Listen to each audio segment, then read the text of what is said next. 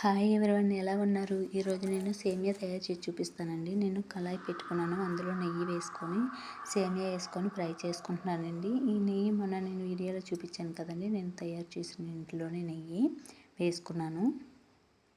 ఇప్పుడు ఇది సేమియా బాగా వేపుకోవాలండి. ఇప్పుడు పక్కన పాలు మరుగుతున్నాయి. నేను సగ్గుబియ్యం తీసుకున్నానండి, చిన్న సైజు సగ్గుబియ్యం తీసుకున్నాను. పెద్ద సైజు అయితే కొంచెం లేట్ అవుతుంది ఉడకడానికి. ఇది చిన్న సైజు ఏదంటే పిల్లలకి కూడా తినడానికి, ఇంట్లో ఎవరికైనా తినడానికి కూడా ఇష్టపడతారు. పెద్ద సైజు కొంచెం లావుగా కనిపిస్తాయి కదండి.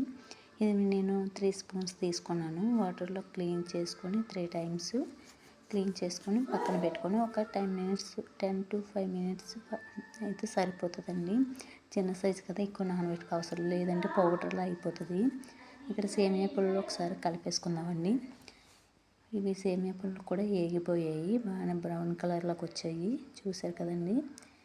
ఇవి సేమియా నెయ్యిలో వేపుకోవడం వల్ల ఏంటంటే టేస్ట్ బాగుంటుందండి. మనకి పచ్చి వాసన కూడా పోతుంది. సేమియా చాలా టేస్టీగా ఉంటుంది.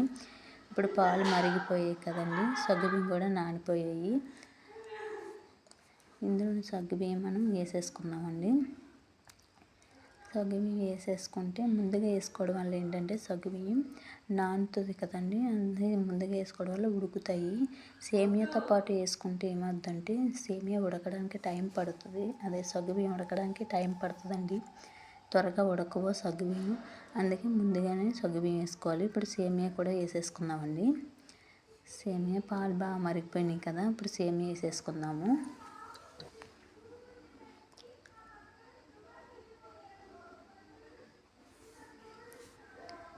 చూసారు కదా, సేమియా వేస్తాను కదండి, ఎలా తిరగబడుతుంది చూడండి.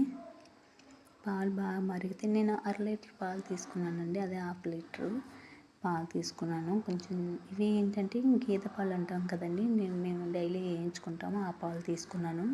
మీరు ప్యాకెట్ పాలు అయినా పర్లేదు, ఆ పాలు అయినా పర్లేదు. ఇవి చూసారు కదండి, బాగా ఉడుకుతుంది. అవి సగ్గుబియ్యం కూడా చూడు బాగా ఉడికేయండి. కొంచెం ఇంకొక 10 మినిట్స్ ఉంటే ఉడికిపోతాయి. ఇవి నేను ఇలాచీ పౌడర్ వేసుకుంటున్నానండి, ఫ్లేవర్ కోసం, టేస్ట్ కూడా బాగుంటుంది కదా. వేసుకొని కలిపేసుకున్నాను బాగా. ఇది అలా చిక్కబడిందండి స్టార్టింగ్లో కన్నా, ఇప్పుడు చూసారు కదా చిక్కబడ్డది. నేను పాలు ఎక్కువ తీసుకుంటాను, సేమియా తక్కువ తీసుకుంటానండి. ఎందుకంటే పాలు మనం ఎక్కువ తీసుకోవడం వల్ల ఏంటంటే కొంచెం వాటర్లా పలసగా ఉంటే తాగడానికి తినేటప్పుడు బాగుంటుంది. తక్కువ తీసుకోవడం వల్ల ఏంటంటే చిక్కగా ఉంటే బాగోదండి, తినడానికి గట్టిగా అయిపోద్ది చల్లారిస్తే. నేను 1 కప్పు సేమియా తీసుకున్నాను, అదే కప్పుతోనే షుగర్ కూడా తీసుకుంటున్నానండి. అదే కప్పితే కొంచెం మందికి షుగర్ ఎక్కువ, తీపి ఎక్కువ తింటే ఎక్కువ వేసుకోవచ్చు, లేదంటే తక్కువ వేసుకోవచ్చు. ఇందులో బెల్లం కూడా వేసుకోవచ్చండి. కాకపోతే బెల్లం వేసుకోవడం వల్ల ఏంటంటే పాలు ఇరిగిపోతాయి, త్వరగా పాడవుతుంది. అందుకనేసి పంచదారతోనైతే బాగుంటుందండి. ఉడికిపోయిందండి సేమియా. ఇప్పుడు మనం ఒక బౌల్లో వేసుకుందాము. ఇది చూసారు కదండి, ఉడికిపోయినా సరే ఇంకా వాటర్లా పలుసగా ఉన్నాయి, అందువల్ల పాలు ఎక్కువ వేసుకున్నాను కదా, అందుకనేసి అండి. పిల్లలకైనా పెద్దవాళ్ళకైనా తినేటప్పుడు మనకి తాగుతూ తింటూ ఉంటే చాలా హ్యాపీగా అనిపిస్తుంది. Please like and